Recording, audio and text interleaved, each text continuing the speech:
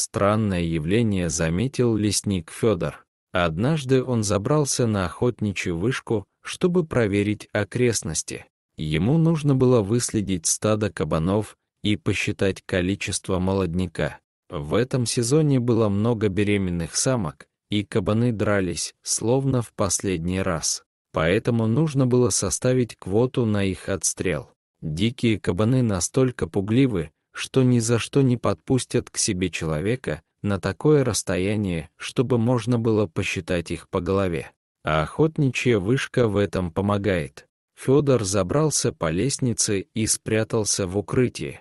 Через какое-то время послышался топот копыт, но это были не кабаны. Федор хорошо различал животных на слух, ведь лесником он был уже много лет. Мужчина, стараясь не шевелиться, решил посмотреть и от удивления даже забыл об осторожности и встал из укрытия в полный рост. Вышка была высоко, и животные вряд ли бы заметили его движение. Мимо вышки пробегала стая волков, а за ними лошадь. Лошадь в стае волков. Кто бы мог такое представить? И тут Федор вспомнил, как ему рассказывали, что в соседнем селе у кого-то сбежала лошадь. Прошло уже несколько лет с тех пор. Хозяин отыскал свою кобылу в лесу. Та лежала на траве и бережно прикрывала собой маленьких волчат. Их было штук 5, а может и больше. Волчата были в том возрасте, когда уже не нуждались в молоке, но нуждались в защите и тепле. Видимо, их мать погибла или по какой-то причине их бросила. Хозяин не стал разбираться, он просто забрал свою лошадь. Они шли по лесу, а волчата, поскуливая, бежали за ними. Чтобы оторваться от назойливых щенков, хозяин прыгнул на лошадь и поскакал. Хозяин поставил лошадь в стойло, а наутро она сбежала. Еще 3 раза он ходил ее искать и приводил домой, а потом махнул рукой. Хочет жить в лесу, пусть живет. Зима настанет, сама вернется. А не вернется, так пусть идет на корм своим волчатам, посчитал хозяин. Лошадь не вернулась, и волки ее не съели. Как ей удалось перезимовать и выжить в лесу, никому не известно. Но понятно было то, что она влилась в волчью стаю. Похоже, она не просто в нее влилась, а создала ее. Что это было? Нарушение закона природы. Лошадь в волчьей стае или волки в табуне. Но тем не менее, после того, как хозяин забыл о своей лошади, многие видели эту странную семейку вместе. Федор не верил этой байке, хотя было немало очевидцев в деревне. И вот теперь он стал одним из них. Хочешь — верь своим глазам, а хочешь — нет, но на полном скаку мимо него пронеслась стая.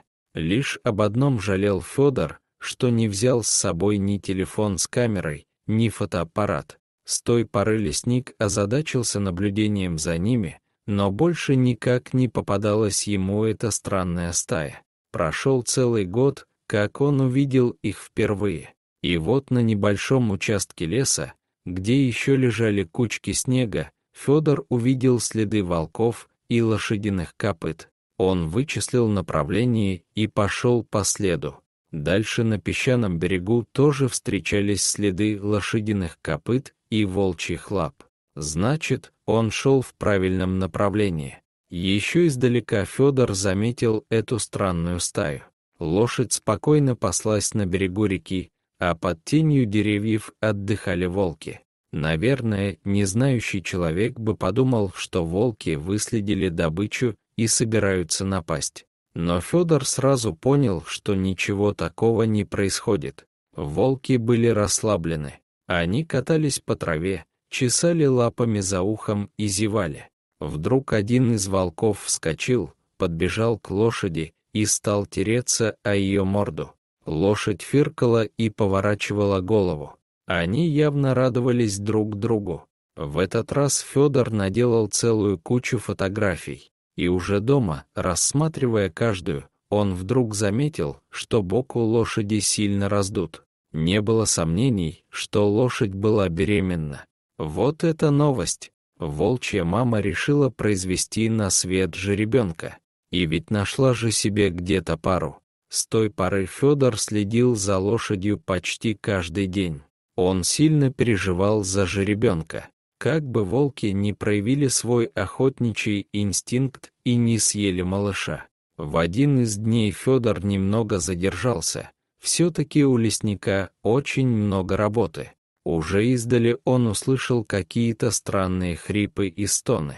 Он понял, что лошадь рожает и плохо, но лесник все-таки боялся волков. Федор быстро залез на дерево и увидел странную картину. Лошадь действительно рожала.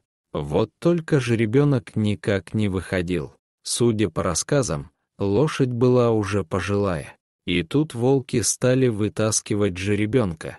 Они упирались лапами и тянули на себя. И вот, наконец, случилось. Жеребенок был на свободе. Лошадь вздохнула и замерла. Федор не обращал на нее никакого внимания. Его гораздо больше заботил жеребенок. Лишь бы только волки его не съели. Но серые хищники, выращенные лошадью, стали облизывать малыша. Они явно приняли его за своего. В течение часа он должен был встать на ноги и уже бегать со своей матерью. Больше Федору здесь делать было нечего. Он решил оставить эту странную семью в покое. Лесник спустился с дерева и отправился домой. Вечером он услышал какой-то шум на пороге своего дома. Открыв дверь, Федор обомлел. Вокруг стояли волки, а из-за угла пугливо выглядывал маленький жеребенок. Лошади нигде не было. Жеребенок был той же масти, что и мать, только он был мальчиком. Малыш сделал шаг навстречу человеку и осторожно вытянул шею. Один волк подталкивал его в сторону лесника. Жеребенок сделал еще шаг и вдруг прижался к мужчине. Наверное, все-таки за те дни, что он следил за странным семейством, волки запомнили его запах. А иначе как объяснить то, что они привели жеребенка именно к нему? Федор понял, что с мамой случилось что-то страшное. Волки не могли выкормить жеребенка, ему было нужно молоко, и потому они приняли единственное верное решение — привести малыша к человеку.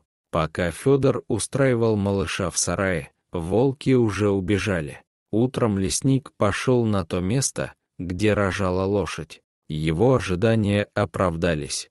Лошадь по-прежнему лежала там же, где и вчера. Мама, вырастившая стаю волков, покинула этот мир, решив произвести на свет малыша. Ее нельзя было оставить просто так. Федор похоронил лошадь на берегу, там, где она так любила пастись и щипать травку. Теперь его заботой было вырастить малыша.